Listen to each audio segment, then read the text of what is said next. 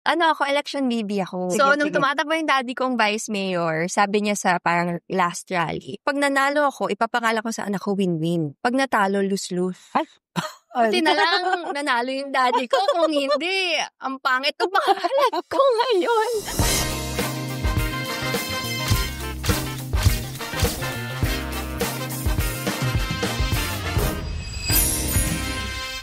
Hello, Luxers! This is Anna Macawas and welcome to Glow Up with Anna, kung saan pag-uusapan natin anything under the sun about beauty, health, family, any chika just for you. It's been a while, Luxers, since our last episode dahil talagang sobrang na-busy tayo lately. Pero eto na, nagbabalik na muli ang Glow Up with Anna with a very special guest. Ang makakasama natin ngayon ay someone na malapit sa puso ko.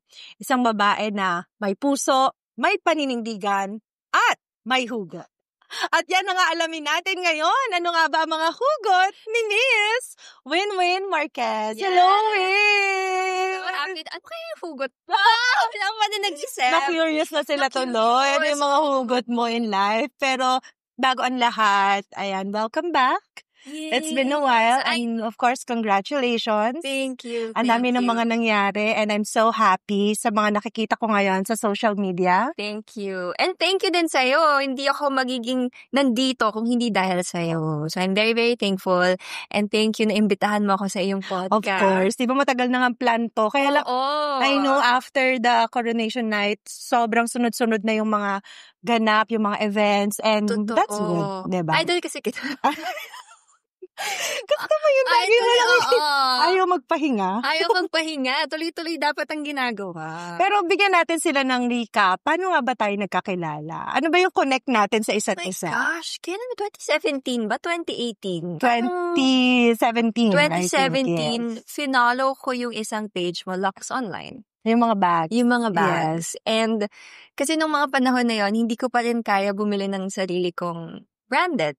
Pero, you're an actress na that I time. was an actress. Pero syempre, I have to save, diba? I was planning to move out of my dad's house. So, kailangan, kumbaga, priorities din. That time ba, may family ka na? Wala pa. Single pa that Single time? pa din. So, nag-check ako, tapos may message kita. Ang bilis-bilis mag-reply. And then, yun na, nung nakausap kita, I was so honest with you na parang, hindi ko pa kaya talagang bumili ng brand new. Meron po ba kayong options? Tapos, dun ka na sobrang parang kahit hindi mo ako kilala that time. Sobrang bait mo na talaga. Oh, thank you. Sobrang bait. Tapos talaga nagbibigay ka ito pwede to, maganda to. Tapos you were so transparent with everything, lalo na din sa bags. Kasi hindi na naman biro, yes, diba? Yung presyo. Yung presyo. Tapos, nung finally nakabili na ako, feeling ko sumakses ako in life. Sumakses ako. Sabi ko, oh my gosh, ito na ata yun. Thanks kay Miss Anna. Tapos, I think nakailang bags din ako. Nakailang balik ka eh. Nakailang installment din. Nakailang balik din ako. Tapos binigyan mo ako ng wallet. You gave me a vintage Chanel wallet.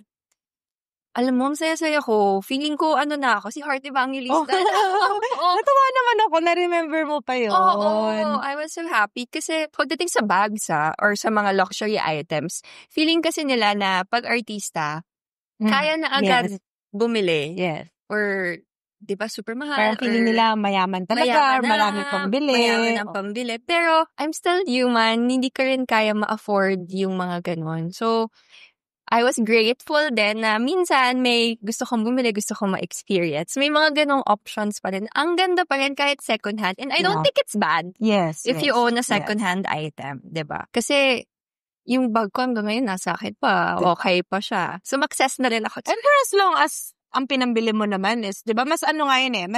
Mas maganda yung, mas masarap sa feeling na nakabili ka using your own money. Pinaghirapan mo pa diba? rin. Kahit pa paano. So, thank you sa aking mga first luxury items. Yes. Tinuruan mo pa ako kung anong maganda, ganyan. So, it's nice din na hindi kayong parang, kahit hindi mo kilala yung tao, we're still very kind to reply to me that time. So, ngayon naman, eto na, diba, nagtagpo ulit yung tadhana natin because of Miss Universe. So, being your local director, na happy naman ako nung sinabi nila na it's Winwin Marquez. Mm-hmm. Kasi, wala akong idea that time eh. Hindi ko naman alam ano ba yung local director, ano bang gagawin dyan, ganyan.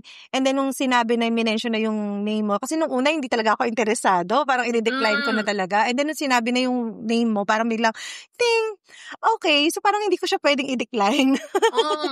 Kasi andun ka na, nakatatak ka na sa heart ko. So, kaya din talaga nag-push through din ako because of you. And I feel like it's meant to happen. Kasi may past na rin tayo. Yeah. And then we actually really talk. Kasi ang hirap din nun, di ba, papayag ka, tapos hindi mo kilala kung sino yung susuportahan mo. Oo. So, I think everything happens for a reason. Now I'm here. Hindi naman nag-uusap na tayo. Ang bilis ng 1 year, di ba? Oh, and now, congratulations Thank you. for winning the first runner-up. Yay! Anong feeling? Alam mo, to be honest, sabi ko pag may nagtatanong sa akin, di ba pag after manalo, pag first runner-up, akala mo wala nang gagawin. Pero I think God also gave this to me because tuloy-tuloy pa rin yung mga ganap outside Miss Universe Philippines. Parang as after well. the coronation night, mas lalo kang naging busy. Or kayo, mas lalo kayo naging busy. Mas lalo kaming naging busy. Ang daming sponsors din kasi talaga na Miss Universe Philippines, diba? So, ang dami namin ginagawa for them. Outside the Miss Universe Philippines, ang daming pumapasok. So, very grateful ako na kahit hindi nanalo, feeling ko winner pa din ako. So, happy. Very, very happy na isang mommy nakaabot ng, diba, first runner-up. So, very, very grateful. Okay lang mapag-usapan yun kasi ang napapansin ko ngayon, 3 kayo palagi magkakasama. The second runner-up, the first runner-up, and the Miss Universe Philippines. Oo. Ano first time in the history na nangyari? Hindi siya first time in the history, pero parang last year kasi ang mas visible lang ata talaga was si Chelsea manalo. Pero this time kasi, I think it's more fun kasi magkakasama kaming 3 kasi close kaming top 6 eh. Naging close kaming top 6. So, at least pag magkakasama kami. Tsaka hindi nabobore pagka walang makausap. At least may katsikahan, diba? May may nakakausap, may nagtatawanan, ganyan. Meron din kasing the Miss Philippines. Kasi kaming 3 nila Yana, the Miss Universe Philippines sisters. Tapos, diba, top 6 kami. Yes. So, yung 3, si Katrina, si Gabby, si Chelsea, the Miss Philippines naman sila. Okay. So, it's just nice na at least magkakasama kaming lagi. Yes. Sisterhood. Pero kumusta naman ang family, yung pagiging mommy mo, of course, pagiging asawa, kasi syempre now that mas lalo kang busy. To be honest, siguro, Miss Ana, masagot mo rin to kasi minsan it's difficult. Kasi di ba, lalo na pag mommy ka, may parang tanong ko rin sa sarili ko. Diba? Parang bumalik sa akin. Oo, kasi nung journey ng Miss Universe Philippines, alam na namin yung schedule. Yeah. Kumbaga nakalatag na siya for... Napaghandaan na namin. Alam na namin ng partner ko. Pero ngayon, hindi ko in-expect na ganito ka intense. Kumbaga. Difficult din talaga. Kasi minsan, ipa-priority paano mo siya ibabalance. Pero, hindi din pala possible yung pagbabalance ng mga bagay-bagay. Kasi mauuna ang anak. Yes. Sa kahit anong bagay. Sila ang mauuna. Siguro grateful na lang din ako na yung Miss Universe Philippines, naiintindihan din ako. And siguro kasi first runner-up naman ako, diba? So, naiintindihan nila na minsan may kailangan akong unahin. And I really do appreciate that. Kaya nga minsan pag nakikita kita, ang daming ginagawa ni Miss Ana. Paano niya ginagawa to? Parang ako minsan iniisip ko pa lang yung schedule ko. Oh my gosh, paano ko siya ibabalance? Pero siguro malaking tulong din na meron tayong supportive husband sa likod natin. Diba? Kasi kung wala sila, hindi rin natin magagawa lahat ng yan. Totoo. Mapapasana all. Sana all talaga. Pero ready din ako. Kung sakali kasi, di ba, syempre, alam ko din na may possibility, may chance na manalo ako Miss Universe Philippines. Ready naman din ako na, kumbaga napag-usapan namin ng partner ko na ganito gagawin. Pero nung nag-first runner-up ako, akala ko, full-time ulit akong magiging mommy. Sometimes, I just pray na sana bigyan ako ng strength. Because I know this is also a responsibility given to me. So, kasi nakikita ko si Luna, very clingy rin siya sa'yo, diba? Like, nung nasa tabi mo lang siya lagi, tas ayaw niyang mawala ka sa tabi niya. Ganun so, siya. paano mo na ma-manage yung ganun? Ngayon, kasi ang ginagawa ko, lagi ko siyang sinasama sa fittings, or kung pwede siyang isama sa work. Pero nagpapaalam din naman ako sa mga brands kung pwede, or sa events. Kasi gusto ko ma-expose siya sa ginagawa ko. Ngayon, pag sinasama ko siya, uupo lang siya sa sides, manonood siya. Masunurin naman. Masunurin siya, tapos makikinig siya. Hindi siya mag-iingay. Tapos pag uwi namin, Mama, are you done Miss Universe Philippines? Magtatanong na siya. So parang nagiging aware siya sa work ko. Mas which is- naiintindihan niya Oo, which kung is bakit good. ginagawa ng mami mo to. Yes, yun yung gusto kong gawin. So kahit pa paano ngayon, nakakaalis na ako, tapos pag aalis ako sasabihin niya, are you going to work? See you later. Ganun na siya. So kahit hindi siya mabigat na Yeah. sa pakiramdam. Alam niya na, work ni mami yan. Oo. Sige na mami, work ka na muna. I'm just Oo. here. Minsan nga masakit na eh, kasi hinahayaan na lang niya ako umalis. Parang wala lang pakialam. Oo, habulin mo kaya ako, anak. Sabihin mo, wait lang. So, parang ako, nahala yung anak ko, lumalaki na. Ang bilis ng panahon, kasi nagsastart na rin siya mag-school. Pag drop ko sa kanya sa school, feeling ko kasi naging exposed na siya. Sabi nila sa akin, bye. Tapos hindi nag-look Hindi na back, siya hindi umiyak. Nandun lang naghahabol. siya. So, namimiss mo rin. Namimiss ko yun. Tapos ako yung umiyak. Nung dinap ko siya sa school, parang ako, ang bilis-bilis ng panahon, and buti na lang sinasama ko siya sa lahat ng ginagawa ko. Kasi may time na darating na ayaw kanyang kasama. Totoo. Diba? Totoo yan. So, as much as possible, kung kaya ko siyang isama, isasama ko siya. Susundan mo pa ba? Susundan ko pa ba? Ano? Alam mo, Miss E, feeling ko kasi, I'm also a practical person. Gusto ko siguro mag-ipon muna kami ng partner ko kasi hindi madaling mag-baby. Gusto ko, syempre, para I come from a big family. 15 kami. 17 kami magkakapatid. Masaya pag malaki yung pamilya. Pero, me and my partner, we want to make sure na we can give a good life to our kids. No? So, ngayon, pagpaplanuhan muna namin. I think yun. Which is good. Oo. Yes. Which is good. And gusto ko munang i-cherish yung mga opportunities coming to me. And then eventually, di ba, pag ready na, Yes. isa pang baby. Ayan. Dadating naman yung time na yan. For sure. Yes. Diba? Once ready na. And speaking of big family, ano yung feeling na both ng parents mo, artista, tapos there was a time ba na nako-compare ka sa kanila? Lagi talaga. Lalo na, I entered showbiz. Parang, akala kasi ng mga tao, madali for us na may parents na artista. Parang may backer ka na, ganyan. May padrino, ganyan. Oo. Pero actually, it's harder. Kasi, ang kasama nun is yung pressure, Yes. yung expectation. Syempre, kung hindi ka magaling, sabihin, ay, bakit yung mommy mo, yung daddy mo, sa looks din. Kasi my mom is so pretty, di ba? Sobrang ganda, Diyos. Sabihin sa akin, ba't hindi mo siya kamukha? May ganun. Oo, may ganung factor that it was really hard. Kaya, it's one thing that I wanted to go out of their shadow. But, meron namang mga positive things that come out of it, diba? The more na nagko-compare sila, the more gusto kong galingan. Na ibibigay ko yung full-on commitment ko on something that I really wanted to do. Not because of my parents, but because I know that I can deliver. Yes. So, nakatulong din naman yung pressure doon. Ang nakakatawa ngayon, minsan may mga ibang tao, hindi nila alam na parents ko. Oo, kasi syempre, lalo na yung mga Gen Z, hindi nila alam hindi yan. nila alam.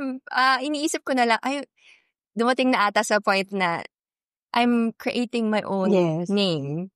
Which is... Ang wala sa shadow nila.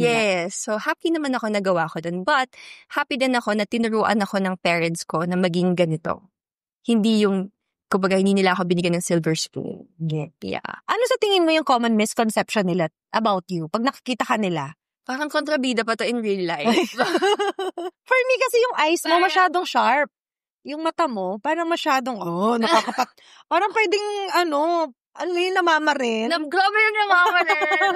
So, yun lagi ko nakukuha eh. Parang, pag hindi kasi ako nakangiti, sabi nila maldita. Oo. O kaya intimidating. Pero kasi, lang din ako, pag hindi ako nakangiti, it means nag-o-observe ako sa mga tao. Kasi minsan, ayoko naman mag-feeling close din, diba? Na bigla na lang, hi everybody! Diba? Ayoko naman ng ganon. So, i-observe ko muna yung tao, kung paano i-approach yung tao. And then, siguro, I'm also the type na, titimplahin ko muna. kung paano Oo, ako oo. mag-a-approach. So, yun. Pero hindi po ako masama. May subtitle nga daw yung mukha ko. Lagi ko nakukuha yan. Makuha ka sa tingin. Oh my gosh, yun ang problema ko. Yun yung, ewan ko kung problem mo dun to, Miss Anna. Pag meron akong, hindi ako comfortable or pag ayaw ko ang isang tao, mahahalata mo kaagad. Okay. Kaya lagi akong sinasabihan, yan yung mga Miss Universe Philippines sisters ko. Ate, may subtitle yung mukha mo. Talaga titingin na lang ako sa baba. Yung hindi ko maiwasan. Oo. Hirap akong sinungaling pag Okay. hindi ko gusto ang tao. Nakikita sa face. Nakikita sa face ko. Weakness ko siya, pero strength ko na din. Naku, babalikan na nila yung mga videos mo. Oo nga. Pag nakaganyan ako, baka sabihin nila. Pero feeling ko naman, basta wala kang sabihin masama. Wala kang aapakan na tao. Yeah. And ano sa tingin mo yung mga naging learnings mo? Kasi di ba, you joined Binibin Pilipinas, Reyna Hispano-Americana, and then now Miss Universe Philippines. Doon sa tatlong pageant journey mo na yon, ano sa tingin mo yung natutunan mo or something na take away mo? One thing siguro is patience. Kasi nung Binibini, wala pa masyadong social media nun eh. Reyna, same. Ngayon, social media-wise talaga. Yung patience mo sa sarili mo na, one, sa gastos, 'di ba? Kasi hindi madali mag-pageant. Ayan ang hindi alam ng marami. Oo. Now, once you join the pageant, dapat financially Ready ka din. Pwede ba magbigay ng mga ballpark? Magkano ba yung pwedeng dapat na panimula kapag gusto mo? Grabe. Diba? Pag may mga gusto mag-join dyan, magkano ba dapat yung i-ready ko? Especially sa Miss Universe, Iba-iba din kasi. Kung meron ka syempre sponsors, kung may tutulong sa'yo, siguro ballpark. Ang dami na rin siguro nagsabi. Siguro if you have 500,000, 500,000. Malaki yun, Okay ka na siguro. Kasi you have to think of your contents, your hair, your makeup, your mga damit mo.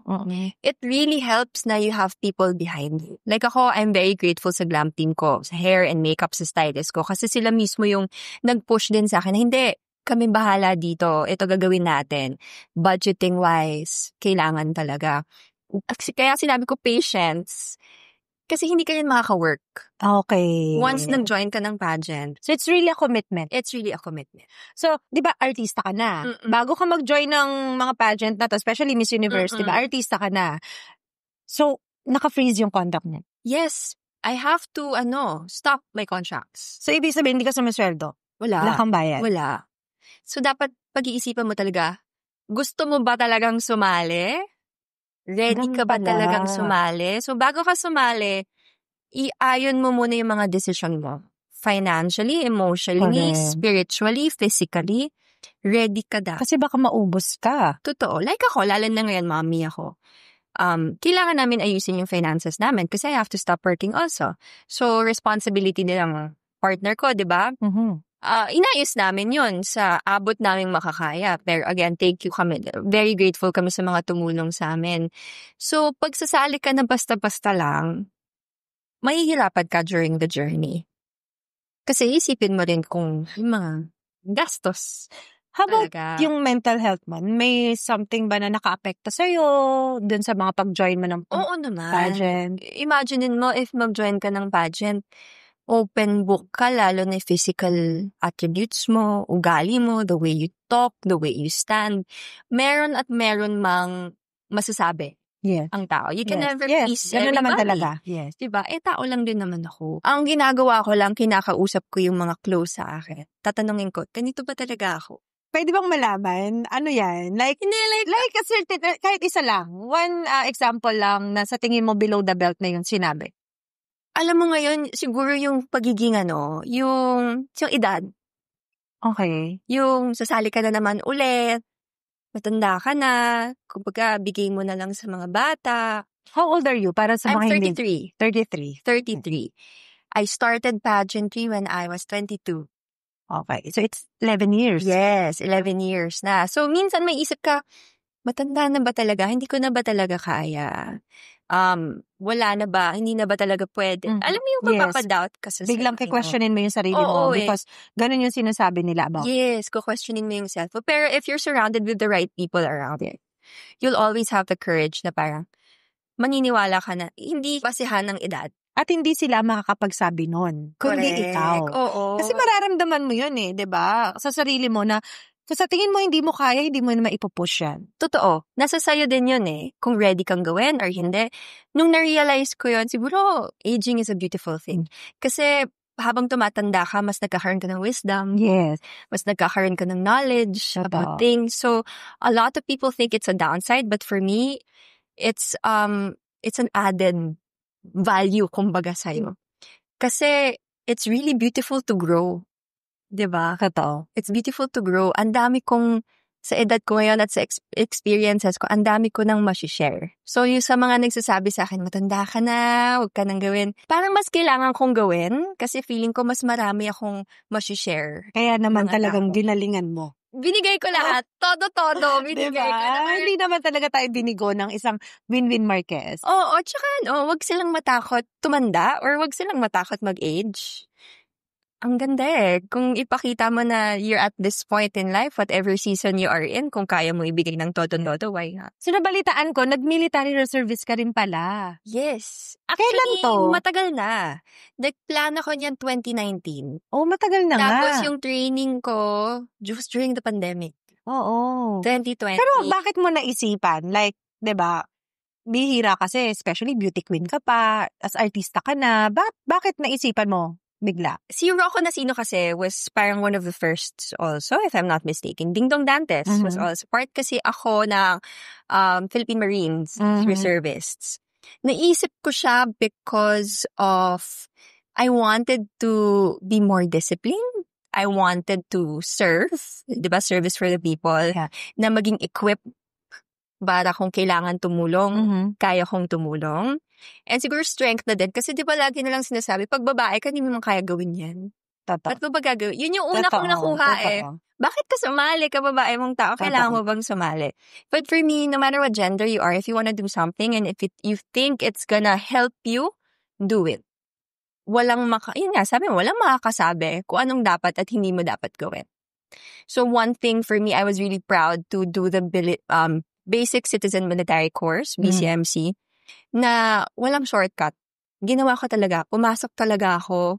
Walang, anong tawag dito, artista ka. Pero parang bihira yung nakakaalam, no? Pinapromote ko siya in a way na hindi para i-post lang sa social media. Or hindi para ipagmalaki. Hindi para ipagmalaki. Because for me, it's also, kumbaga, service kasi for the people talaga eh. So, as a spokesperson also, ayoko siya for the part of the fame. Kumbaga, it's something very personal to me also. Okay, so ito medyo personal din tong question ko na to. Syempre yung mami mo na nasa political, na rin siya, diba? Also your dad. Yes. Ikaw ba? Do you have plans in the future? Na influensyahan ka ba somehow? Nainom eh. Inom. Curious lang. Actually, naging SK chairman din ako. Oh. Sangguniang Kabataan Sangguniang chairman. Kabataan, yes. Naging Sangguniang Kabataan vice president din ako sa amin. So somehow Before. talagang may na. Yes. Diba? Ando na sa'yo. Pero may plan ka ba na i-level up? Siguro na, hindi ko pwedeng sabihin na wala. Kasi sometimes I'm really drawn into it. Kaya nga yung pangalan ko kasi Winwin. Totoo. Yung mami ko, buntis siya. Nung tumakbo yung dad ko as vice mayor. Kukwentuhan lang kita. Okay, sige. So, nung tumatakbo yung daddy kong vice mayor, sabi niya sa parang last rally, pag nanalo ako, ipapakala ko sa anak ko Winwin. Pag natalo, lose-lose. Seryoso ba yun? Totoo. Election baby ako. Okay. And nanalo yung dad ko ng landslide. Oo. So, lahat ng tao, kung saan tumatakbo yung dad ko, tinawag na ako Winwin. So, sa next terms ng dad ko, lagi akong kasama. So, lahat ng parang naging nila, lucky charm ka nila. Parang ganun yung sinasabi. So, lahat ng, every time natatakbo siya, bumababa talaga ako kasama nila. Siguro nasa dugo ko na pangalan ko palang election na diba? Sila na yung nagdesisyon. Buti na lang nanalo yung daddy ko. Kung hindi, ang pangit ng pangalan ko ngayon. So, maybe in the future, if I'm ready, because hindi ako papasok sa politika kung alam kong hindi pa ako equipped. Totoo. Sabi nga nila, di ba? I think, sino ba nagsabi? Vice ganda ba nagsabi? Kahit kaya mong manalo, it doesn't mean tatakbo ka. Correct. Di ba? You have to learn, you have to really check what you can do. Attitude-wise, mahirap din. Kailangan ready ka. So, pag-aaralan ko muna bago talaga ako pumasok. At mag-win-win. Baka magkaroon din ng election baby, ha? Oh my gosh! Oh my God! Maulit, diba? Maulit! Sign na talaga yun. Well, anyway, so, ngayon na, syempre busy ka sa mga ganap mo after the pageant, diba? Sunod-sunod yung mga events na pinupuntahan nyo. My question is, napapagod ka ba? Or was there a time na naisip mo na parang gusto mong magpahinga muna? Or okay lang ba mag-pause, sandali lang po? Alam mo, minsan. Ayun na yung hugot. Ito na ata yung hugot.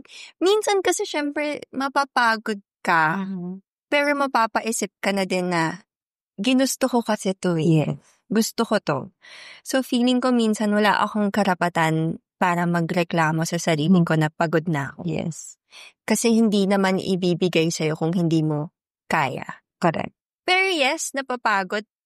Lumalaban lang talaga na nandiyan na eh. Parang mas okay na tayong pagod kaysa yung palagi kang pahinga. Diba? Kesa tuluyan ka na magpahinga. Siguro it's okay na magpahinga sandali or mag-pause lang sandali. Mag-pause, oo. Diba? Pero, hindi titigil. Yeah. Siyempre, pag binurn out mo naman yung sarili mo, wala ka nang pwedeng ibigay sa work mo, Correct. diba? Siguro kung mag-staycation kayo, diba? Once in a while, I think that would really help. Yeah. Paano ka pumipili ng mga projects or endorsements? May mga non-negotiables ka ba? Sa showbiz naman, siguro non-negotiable ko yung sobrang sexy. Yung sobrang pa-sexy, sobrang daming kissing scenes Mga siguro, mga dating. scenes. Gagawin ko lang siguro yun kung maganda yung script. Okay. Kung naayon sa script or sa story. So far, wala pa naman akong nagagawa na ganon. At naiintindihan din naman nila kung saan ako nanggagawa. Lalo na mami ako. Yes. Feeling ko some people will think na nakapag-bathing suit na ako, swimsuit ako sa pageant. Kailangan ko rin siyang gawin lagi on TV. Gets? Kasi parang hindi naman. Diba? Kasi yung iniisip nila, nagsiswimsuit ka na nga sa ganito. Magkaiba yan eh. Yun, magkaiba siya. Hindi siya match. So, sa showbiz, hindi ko siya kayang gawin ng lagi. Kumbaga. Oo. Ano yung, sa tingin mo, pinaka-challenging role na nagawa mo? On cam, siguro, yung kasama ko yung mami ko sa isang show. Magpakailanman ata yun. Kasi ang galing niya eh. Kailangan mo tapatan. Oo, na-stress ako doon. Tapos may isang eksena, bigla niya ako sinampal. Wala sa script. Ay. Talaga? May Oo, yung pala naghulungan na sila ng director para magulat talaga ako. Siguro yung pinakamahirap. Kasi kailangan kong alisin sa mind ko na mami ko siya. Correct. Kailangan ma-separate ko yun. Mawala ka sa comfort zone. Mawala ako sa comfort zone. Siguro yun yung isa. The other one, syempre off-cam, being a mom. It requires so much strength, so much discipline, so much life choices na kailangan mo ng, minsan hindi na sarili mo yung isipin mo. Bago ka mag-decide ang uunahin mo, okay ba to sa anak ko? Okay ba to sa partner mo? Hindi na ako mag-isa. Well, being a mommy, nakwento ka sa akin before, diba? Yung pinagdaanan mo postpartum depression. Yes. Siguro marami rin hindi nakakaalam na yung struggle bilang isang ina, that time na na-mention mo na super ang payat-payat mo dati kasi halos hindi ka na kumakain. Totoo. People think kasi after kumanganak, akala nila, wow, ang bilis niyang bumalik sa figure niya. Yes. Pero actually, I experienced postpartum depression. Hindi ko mabigay yung tamang amount ng milk kasi sa breastfeeding, nahirapan ako. So, ang ginawa ko, hindi ko napapakain yung anak ko ng maayos, hindi na rin ako kakain. Parang tinorture ko yung sarili ko, which is also bad, lalo kung hindi. Lalo siyang hindi makakakain kasi wala kang mapoproduce, kasi wala kang kinakain. Correct. Pero parang siguro nasa isip mo that time, danadamayan mo yung anak mo. Hindi siya makakain, hindi rin ako kakain. Hindi rin ako kakain. As in, nag-crash yung weight ko talaga. So, health-wise, nahirapan din talaga ako. So, ang dami pumapasok sa isip ko na parang, tama ba itong ginagawa ko? Okay ba ako? Meron pa ba akong future? Okay pa ba yung future ng anak ko? Ang dami pumapasok sa isip ko. So, anong ginawa mo? Nag-consult ka ba? nung time na yon kasi every night na ako umiiyak nun eh. Okay. Nahihirapan na talaga ako. Pero kasi ayokong, kumbaga, gusto ko okay yung anak ko, pero hindi na pala ako Okay. okay. So, pa-deteriorate yung weight ko hanggang sa health ko, nagkakasakit na ako, ganyan. Ang ginawa ko is, I mustered up strength, nag-ask na ako for help. Kinausap ko na yung OP ko, kinausap ko yung pedya ng anak ko, lahat na, kung ano ba dapat gawin. And I think that was a strength. Kasi a lot of people will think weakness yun, di ba? Yung pag humingi ka ng tulong. But actually, mas nakatulong siya sa akin nung sabi ko, kailangan ko nang kumausap ng someone, kung anong pwedeng gawin, at magpaalala sa akin ng mga bagay-bagay. Pero kasi hindi rin pwede na laging, okay lang yan, maayos yan, di ba? Yes. It's not enough eh. So, even my partner helped me along the way. Talagang inalagaan niya yung baby ko, inalagaan niya ako. So, akala ko ready ako magka-baby. Ready na ako. Pero paglabas, iba. Iba. So, I really do hope. Imagine, pag single mom ka, diba yung hard. Wala kang kapartner. Yun yung hirap. Ang hirap. So, yun naisip ko. So, sana mas mapag-usapan siya more. Sana mas magkaroon ng options and resources to help moms. Single moms. Especially Single moms na may makausap sila. Mas open yung mga programs for that. Kasi kahit meron kang resources, kung hindi mo naman alam kung sino kakausapin mo, di ba parang ang hirap. So, sana maging open diba, ayan na. yung isa sa mga sabi mo na gusto mong gawin or isa sa mga advocacy mo talaga Advocacy ko talaga siya. Minsan kasi diba sasabihin nila, hindi nag-ano ka lang, nag-iinarte ka lang. Diba? So, I experienced it and I know a lot of moms, lalo na first-time moms, will also, has experienced it and I hope mas mapag-usapan. Ako nga naalala ko dati nung sa panganay ko Actually, hindi lang sa panganay ko. Sa tatlong, kasi CS ako sa tatlo. So, every time nung nagpapadede ako, same with you, wala rin halos lumalabas talaga. Nagpapahilot ako.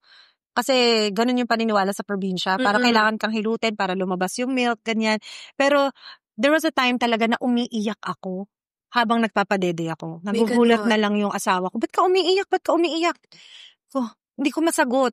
Hindi ko masabi yung ano yung nararamdaman ko. Pero umiiyak ako habang nagpapadede ako na parang feeling ko hirap na hirap ako or kawawa yung baby ko, ganyan. Totoo. Iba. Yun na pala yun. Hindi ko kasi alam yung mga postpartum depression before. Parang yun na pala yun. Na-experience ko rin pala yun. Na-experience mo din talaga siya. Pero kasi, sana alam ko rin siya ahead of time.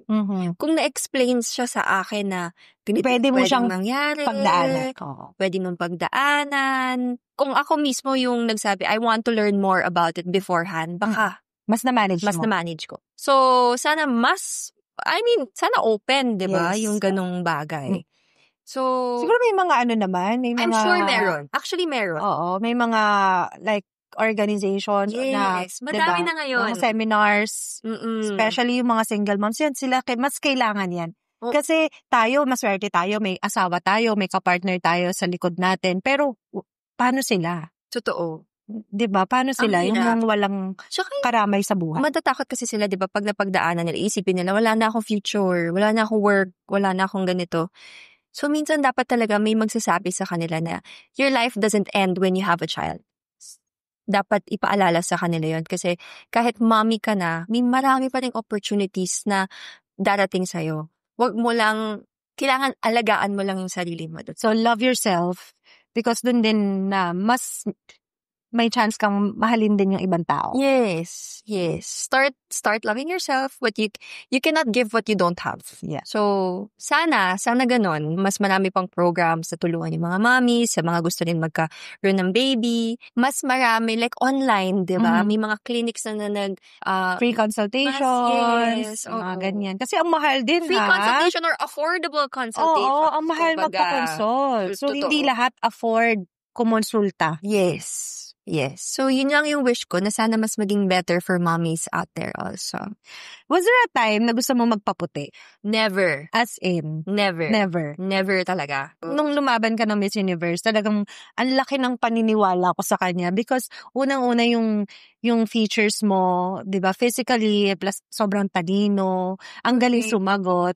And I love yung pagkamorena mo talaga. Ang Thank ganda ng kulay niya, you. pantay. Pantay talaga. Nahiya.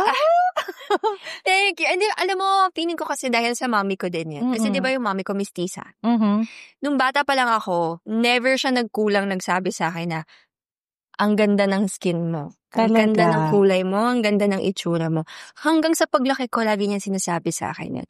Na never niya ako sinabihan na, magpaputi ka nga or magpaganyan ka. Never. So, ayan, grabe. Na-enjoy ko yung chikahan moment natin. Merong episode ng Glow Up with Anna, which called Memory Bag. Okay. So, good thing nakita ko may dala kang bag. My cute little bag Ayan. here. So, gusto lang namin malaman, ano yung laman ng bag mo na hindi pwedeng hindi mo dala?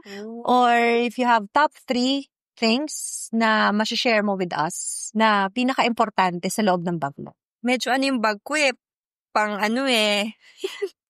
pang tita. Pang Coach bag. Uy, Yes, isa sa mga Coach. kauna-unahang branded bag ko yan. Coach bag. Galing doon sa mami ko. Oh. So, minana ko Pinamana. lang niya sa akin. Coach bag. Siguro isang hindi mawala. Rosary. Rosary. Ay, green din This siya. is emerald green, my lucky color. Oo. And may pangalan ko siya. Teresita. Ay, oo nga. Gift siya sa akin ng isang close friend ko. And dahil emerald green, siya yung lucky color, birthstone ko. Dahil ko siyang hawak. Pag before pageant, nakatago siya sa ilalim ng bed ko sa lahat ako kumanta. Ang ganda. Yan. Ayan. So, mayroon ka palaging protection na kasama. Yes. Lalo na pag ina-anxiety ka or kinakabahan, hahawakan ko lang yan. Next is, alam mo Ano na. yan? Green din. Grabe. Alam niyo yung pag iniinom ko nga to, feeling ko iniinom Ito na ko. nga sabi ko may Iniinom ko win-win.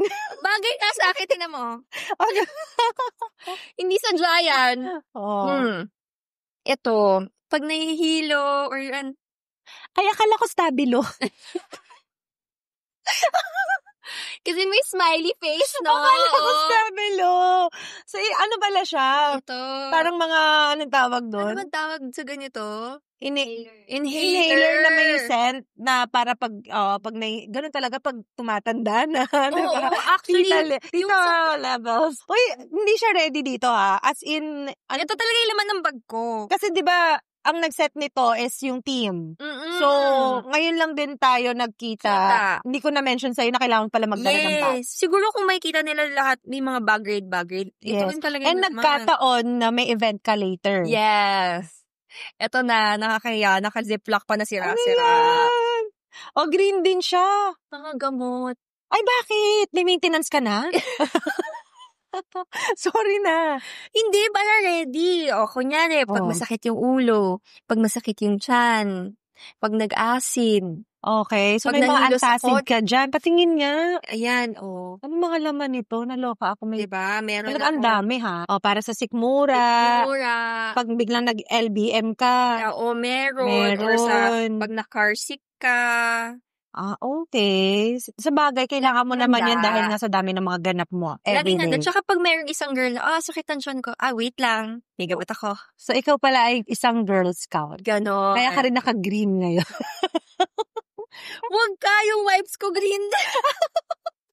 So, alam niyo na favorite color talaga niya is green. Kaya nga, ito yung pina-ready ko na drink kasi kakulay niya.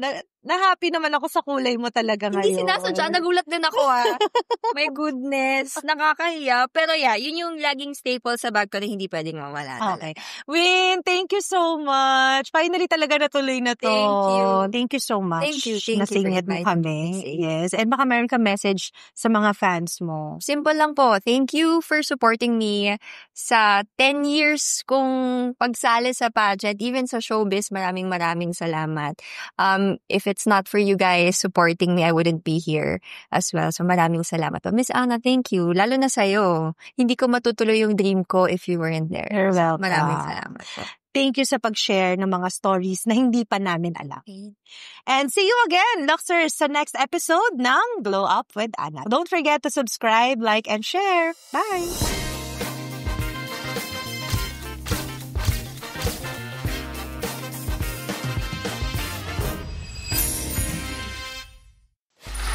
Free audio post-production.